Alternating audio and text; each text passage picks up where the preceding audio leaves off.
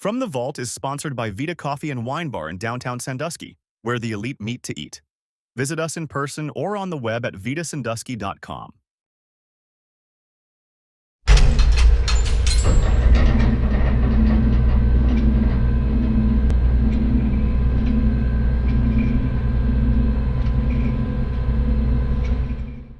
Welcome back to Leadership Lessons You Can Bank On. We're here at Vita, downtown Sandusky on Columbus Avenue, where my friend Tom Siegel will serve you a libation, as I've got one right here, or a bite to eat. It's beautiful. Come on down to Vita. I'm with my friend Tony Legando, lifelong educator, classroom, football field, author, speaker. We're talking leadership, and I've got a hypothetical for you. Let's say you wake up one morning, you're the head football coach of the Michigan Wolverines, you go to bed that night in a jail cell. I know that would never happen, but let's just pretend it does. Actually, you know I'm kidding about that, and I hope it so. really did happen, and it happened recently. But here's a person who's got one of the great leadership positions in college football, and now he's the ultimate example of a bad leader, I think. Maybe it's a good leader who made a mistake. Maybe those who know him well would say he really wasn't a good leader. I have a hard time imagining that. But let's talk about bad leadership and components of a bad leader. Not talking about a good leader who makes a mistake, but truly someone who is in a leadership position probably shouldn't be. How does that look? Well, the first thing you'd say is where's he come from and what's he been through and what's been his preparation to become a good leader. Where I have learned the most about leadership is from myself. Let me qualify that. The mistakes I've made as a leader. I would tell my team all the time, you can't make more mistakes than I've made, okay? But I look back on that and you've made a mistake, and how can I make that better?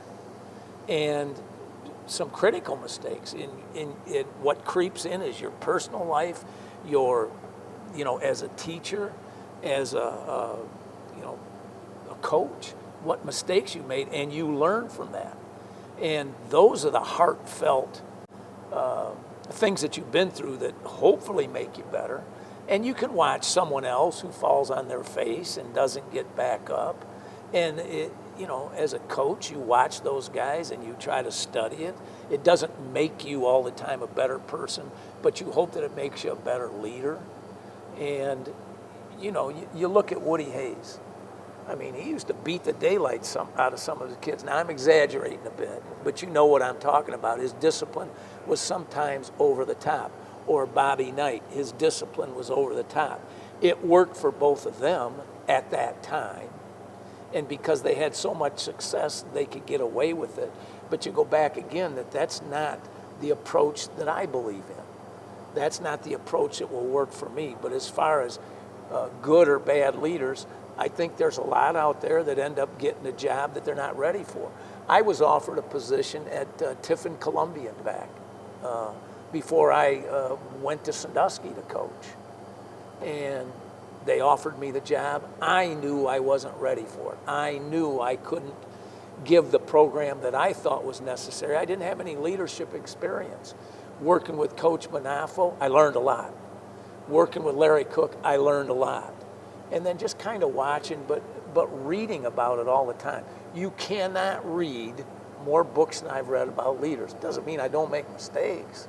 It means I've learned what to do when you make the mistakes and how to approach things. And then working with you, where you sit down and you talk about your experiences. I learned from that.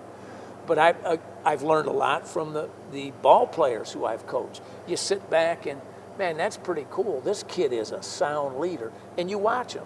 You just see the way he interacts with the kids. We used to have the kids come to the weight room 20 minutes before it started. I did that for a reason.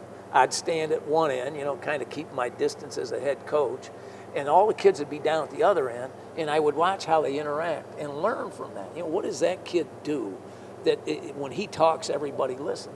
And you can feed off of that a little bit for your own development as a leader. So let's talk about ego a little bit. for example, I think we all have an ego. I think you've got to be a leader and hold a leadership position, you've got to have a fair portion of self-confidence. But I believe you got to keep that ego in check. For example, it was one of the things that I think you mastered as head football coach. As assistants, we had a piece of the pie. And I never remember you feeling threatened by any of us and how we, as long as it fit the team goals, the team's, the program standards, we were allowed to have our piece of the pie and almost grow as our leadership in our own realm. And I've seen other leaders, now here's an example of a bad leader and what they lack. Their ego gets sensitive and they don't allow for that sort of growth or that sort of connection among members of their staff. Talk a little bit about ego, the healthy ego that leaders have and where it can get unhealthy. Yeah, I mean, anything you read at all about leadership says you got to leave your ego at the door. And going back to what you said about where you were able to express yourself as a leader, number one, you have to bring in the right people who you have faith in that they can have their own position. So the guys I brought in, I got to know them well enough. A lot of them I coached or taught. But nothing's going to work unless you give the good leaders that you bring into the program an opportunity to express themselves. Then what do the kids learn? If you're getting my point of view all the time, instead of Paul Ward's and Sam Holler's and whoever is on staff, you're limiting. There's no way that I have all the answers for leadership. So you bring in people that can cover your weaknesses. What I wasn't good at, hopefully you were. If you weren't in that situation, hopefully Sam Holler was, and it goes on and on. And I'll give you an example, and you might even be familiar with the story. There was a coach who went back to his college, went back to his alma mater, put all kinds of time and effort and extra time because he took pride in that program. He played in that program. So now he's coaching there. He was at the weight room when they had to. He was on the track when they had to be, did everything in a way that he was proud of. First day of practice, the head coach says, take the guys down to the field, all right? And I want them all to show up together. And when that coach gets down there, I don't know, maybe the gate wasn't ready or some of the kids came over the field a little bit late because they were getting taped. Here comes the head coach. He's going to chew that assistant coach out in front of everybody and then expect that guy to be loyal to him. That's bad leadership. He can chew that guy all he wants when it's just the two of them behind closed doors. But that coach didn't even do, in my mind, in studying the situation, didn't even do anything wrong. Wait a minute. I got a guy that's going to come in early, a guy that's been a part of the program, a guy that knows how to motivate. The kids relate to him, and I'm going to chew him out on the first day that they actually hit the field? That's crazy. That's poor leadership. And I think one of the reasons I had success, if you and I had a problem, maybe X's and O's, or the way you're working with the kid or whatever, why can't you and I go into the room and talk it over? Because as soon as you add another guy into that conversation where I'm chewing you out or questioning you or making you, the dynamics changes and all of a sudden it doesn't work. But again, I'll go back to bring in the right people, guys who have your philosophy and do things the right way. So especially when they're in front of their team, are you kidding me? Well, we talked about college football a little bit. Let's take it to high school. And in this area, northern Ohio, where we are here in Sandusky and Erie County on the north coast, Ohio high school football has changed yet again with the playoffs. It was, if you go back far enough, I believe the computer points in high school playoffs started in 1972. AAA, AAA, 4 teams from the state made the playoffs in each AAA, AAA level. Now it's, I don't even know how many. We have 7 divisions. It went from 1 per region to 2, 4, 8 to 16, and then now it's 12. What's the right number, and what are the pros and cons of playoff expansion? Yeah. Well, first of all, times have changed. Everybody's going to get a certificate. Everybody's going to get a trophy. So the argument is, more kids will get a chance to experience that. Well, you have to fight for something before it's going to have meaning to you. You have a setup where a team that's 0-10 makes the playoffs. What is that all about? What kind of leverage do you have throughout the season? I had a lot of success because we were in the playoff hunt all the time. You had that extra little hook to get the kids to work for. But it makes no sense to me. We're supposed to be, that's for intramurals, Paul. That's for gym class. If you're not playing, if you don't get a chance to do it, that's gym class. But now we've taken the kids out of the hallway that are extra talent. And I don't care if that's in the band. I don't care where that's at. That you want kids to have to work to be recognized. That's what we do. So now it's made it watered it down. And I have this awful feeling, but I think I know a little bit what I'm talking about. It's money oriented. Mm-hmm. If you have more games, that's more money for the state. Very little money comes back to a school that's in it. Mm-hmm. You get to feed your team a little bit, not enough to prepare them for a game. But I think it's people down in Columbus or somewhere that realize, hey, we add more divisions, we add more playoff games, and look, we got all this money to play with. Mm-hmm. And I'm not sure it ever goes back to where it should go. But I think the real beauty of having it the way it was that you had to work for it. It had to be something the kids were proud of it when they made it. Mm-hmm. I mean, we made it one year, we were 6-4. It's one of the first years they had the computer rankings. Everybody says, what's that team doing there? We made it to the semifinals because we were a good football team and we played tough teams and we were rewarded for that.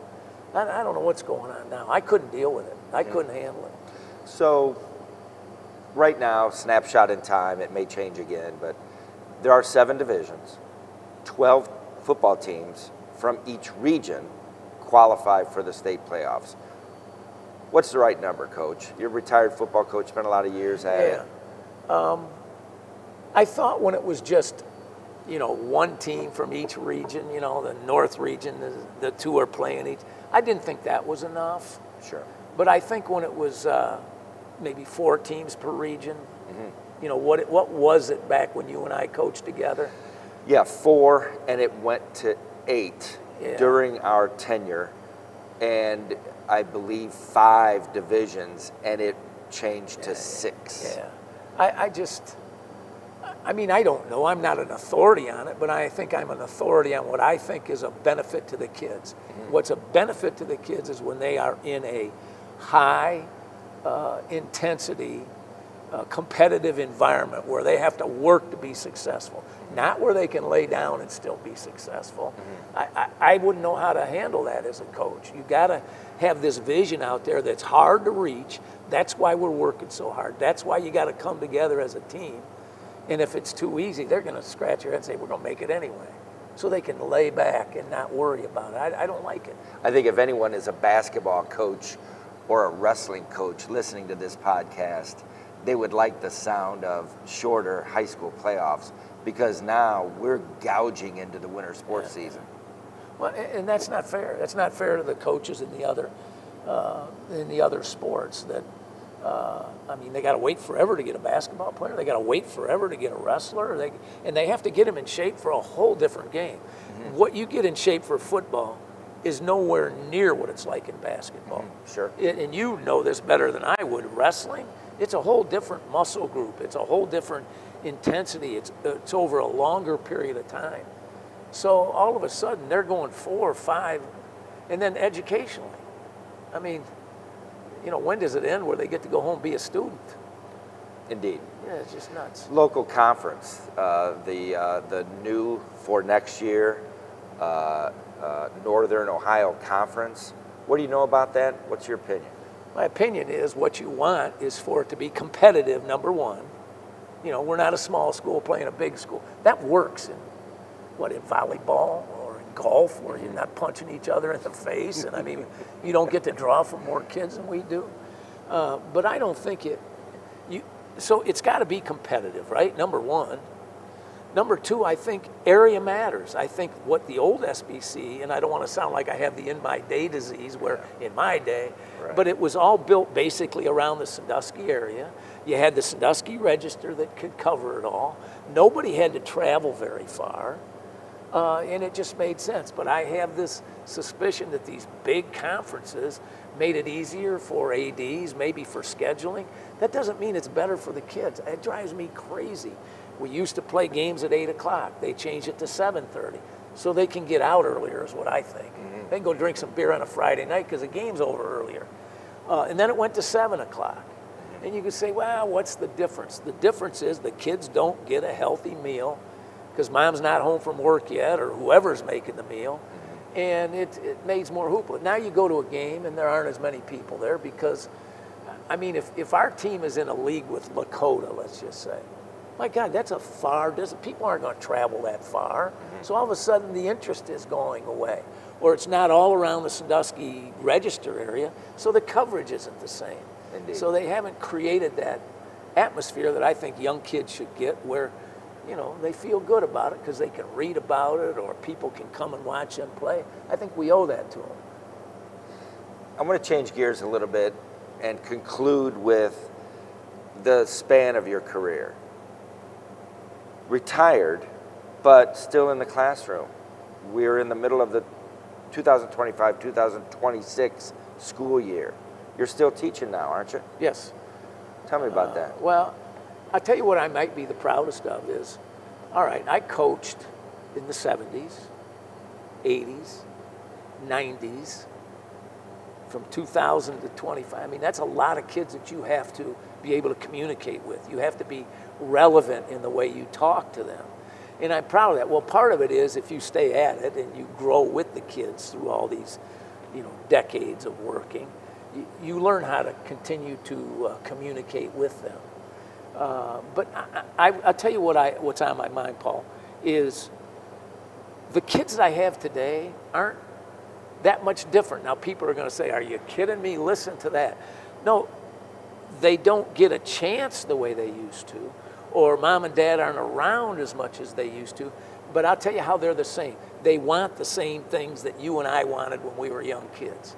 They want to participate. They want to be noticed. They want to be recognized. They want to be a part of a team. That hasn't changed. Now, their attention span has changed.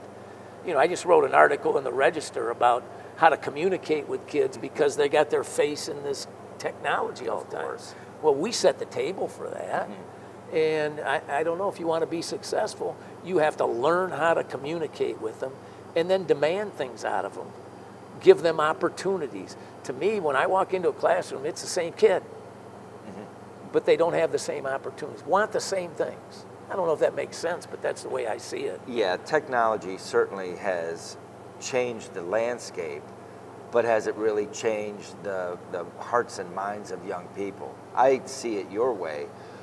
As a matter of fact, I always encourage parents of young people of delay as long as you can the moment when you give that child a cell phone. You can't unscramble that egg. What's the right age? I'm not sure. Do you have an opinion on that? Well, yeah, I do. I think if you have prepared your child well enough to handle it, there'd be different ages. But if everybody and their brother and somebody that's never there for them, that's never prepping them how this should be done, they're not ready for it. So to say, okay, 10 years old, 12 years old, no, I don't know. There's parents out there that can hand it to them when they were 8, 9, 10 years old, and they've taught them how to handle that situation. And they monitor it. They keep an eye on it all the time. But if you're going to just say, here's a cheap babysitter for you, just sit on the couch and bury your face in that. So many kids aren't ready for it. Some are. Some parents, it's like anything we do. Some parents have prepared their kids to handle what's out there. Seems fair.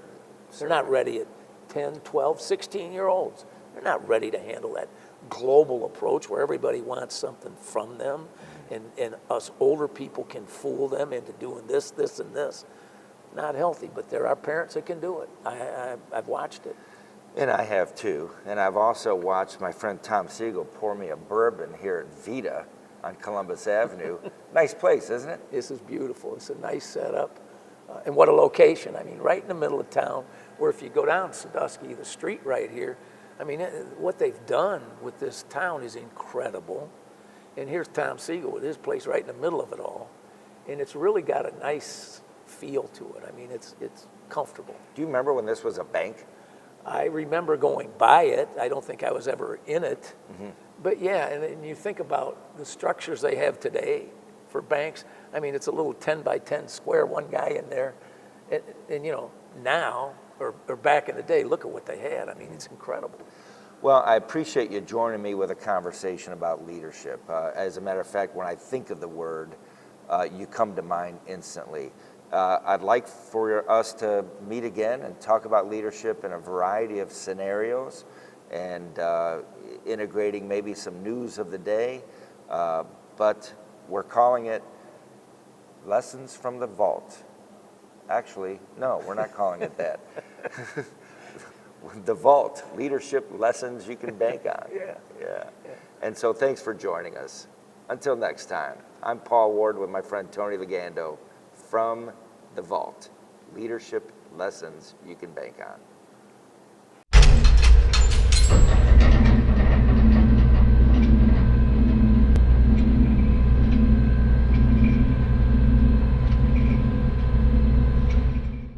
From the Vault is sponsored by Vita Coffee and Wine Bar in downtown Sandusky, where the elite meet to eat. Visit us in person or on the web at vitasandusky.com. From the Vault is produced by Lake Erie TV. Watch us, like us, and follow us at lakeerie.tv.